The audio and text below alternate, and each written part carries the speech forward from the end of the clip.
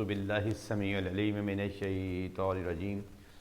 بسم اللہ الرحمن الرحیم الحمد للہ رب العالمین والصلاة والسلام علی اشرف الانبیاء والمرسلین ان اللہ وملائکتہ یصلون علی النبی یا ایہا الذین آمنوا صلوا علیہ وسلموا تسلیما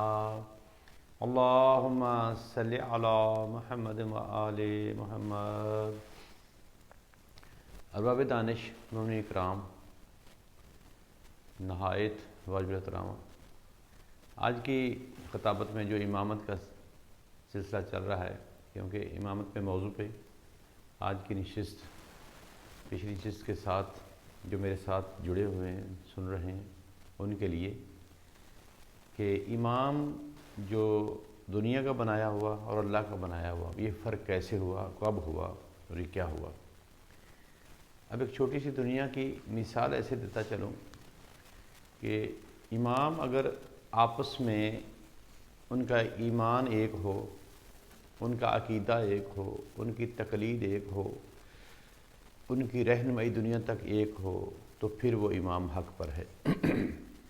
یعنی قرآن ایک ہے، کعبہ ایک ہے، رسول ایک ہے، اللہ ایک ہے، دین ایک ہے۔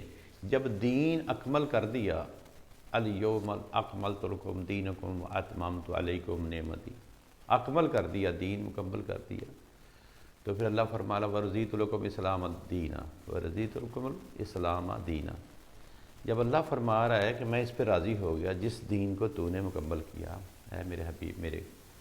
وحی کے مطابق، اللہ کے حکم کے مطابق رسول نے بنا دیا، دکھا دیا، تو پھر تبدیلی اماموں کی کیوں؟ تو امام وہ ٹھیک ہوگا جو رسول کی عین من و من بات کو پیش کرے گا، عین جو رسول نے فرمایا، جو رسول نے سیرت طیبہ جو رسالت کی ہے اس کو ٹھیک ٹھیک دنیا تک پہنچانے کی، وہ امام ہے۔ جیسے دنیا والے مسجدوں میں امام ہیں تو وہ پیچھے بندے نماز پڑھتے ہیں تو کہتے ہیں پیچھے اس امام کے اللہ اکبر۔ اب اس کی پوری ذمہ داری ہے، وہ کشتی ایک 200-400 بندوں کی جو مسجد میں پیچھے کھڑے ہوئے ہیں کہہ رہے ہیں کہ پیچھے اس امام کے، تو وہ کشتی ٹھیک چلا رہا ہے، دین صراط مستقیم پہ ٹھیک چلا رہا ہے، اسے پتہ ٹھیک ہے اگر، کیونکہ 4.5 یعنی کہ دیکھیں 1400 سال ہو گئے ہیں، 1450 سال ہو جانے کے بعد اگر اسے پتہ ہے کہ یہ میں ٹھیک ہوں، تسلی ہے، وہ کتاب پڑھ کے، بکس پڑھ کے بنا ہے، درس پہ پڑھا ہے، مولوی بنا ہے،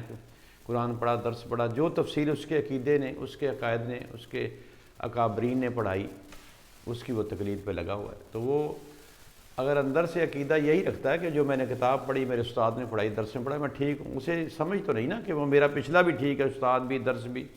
تو پیچھے اس کے امام کے جو پتنے بیٹھنے والے ہیں، اگر وہ صحیح ملاح ہے کشتی کا، اس کا پتوار صحیح چلاتا ہے، تو پھر تو وہ ٹھیک جائے گی، منزل پہنچ جائے گی، ورنہ یہاں پہ آندھیاں آئیں گی، لہریں آئیں گی، تو اسے پتہ ہی نہیں پتوار کیا چلانی، وہ بانس کس طرح چلانا، رخ ہوا کا کس طرح کشتی کو رکھنا ہے، تو کشتی ڈوب جائے گی۔ تو بے سہارا امام، اناڑی امام کے پیچھے کشتی پہ بیٹھنے والے سارے وہ بھی غرق ہو جائیں گے۔ اس لیے پہلے امام دیکھنا چاہیے کہ میرا حق کا امام ہے کہ نہیں، یعنی یہ جزوی امام ہے مسجدوں کا، عارضی نماز پڑھانے کے لیے، اس پہ آگے جو اصلی امام ہے نبی کے بعد، ان اماموں کی بات میں کر رہا ہوں کہ وہ دین کے جو صحیح امام تھے وہ کون ہیں اور کس کو ہونا چاہیے۔ اب یہاں پہ مثال تھوڑی سی یہ دیتا چلوں کہ 4 بندے بیٹھے ہیں، 4 بندوں میں میں نے کہا ایک بندے کو میں نے 200 روپے دیا ہے، میں نے کہا یہ محمد اسلم میرے لیے 1 کلو سیب اور 1 درجن کیلے اور باقی پیسوں کے مرود لے آنا، تو وہ یہ میں نے اسے یہ کہہ کر دیا۔ اب اسے ٹائم نہیں ملا، اس نے ساتھ والے کو کہہ دیا کہ یار یہ قبلہ صاحب نے مجھے پیسے پڑھائے ہیں، میرا ٹائم نہیں ملا، آپ ایسا کرنا، اس کے نا 2 کلو امرود لے لینا، درجن کیلا لے لینا، باقی سیب لے لینا۔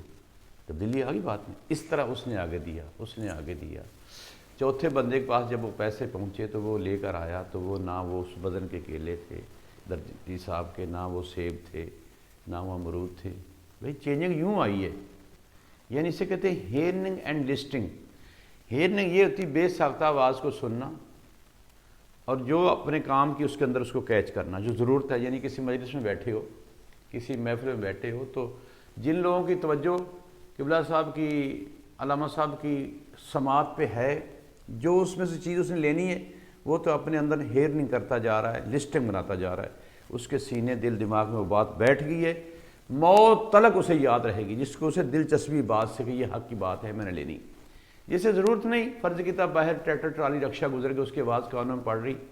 وہ اس کی ضرورت نہیں، وہ ہیر نہیں گے، وہ ہماری کان لے رہے ہیں سماعت کو، مگر ہماری کام کے نہیں ہم چھوڑ دیتے ہیں۔ میرے دوستو یہ مثال ایسے ہے کہ جیسے پاک نبی صلی اللہ علیہ وآلہ وسلم کے بعد عین من و عن بتانے کے لیے کون تھا وہ 25 برس بعد جب مسجد کوفہ میں پہلی نماز مولا علی نے اپنی جماعت کے ساتھ خلیفہ بننے، مسلمانوں نے خلیفہ کہا کہ آپ ہمارے خلیفہ ہیں، تو جب جماعت میں کھڑے ہوئے ایک نبینہ صحابی چیخ مار کے بول اٹھا کہ یا علی آج 25 سال بعد وہ نماز پڑھی جو نبی کے ساتھ پڑھتے تھے، اللہم صلی اللہ محمد وسلم، کیونکہ پاک علی المرتضیٰ نفس رسول ہے۔ حضرت محمد مصطفیٰ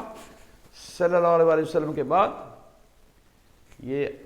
پاک علی ہے جس نے حقیقت والی نماز پڑھائی، حقیقت والا امام سامنے آیا تو لوگ خوش ہو گئے، سحر ہو گئے۔ ہوا اس طرح کہ اب اماموں کے سلسلے میں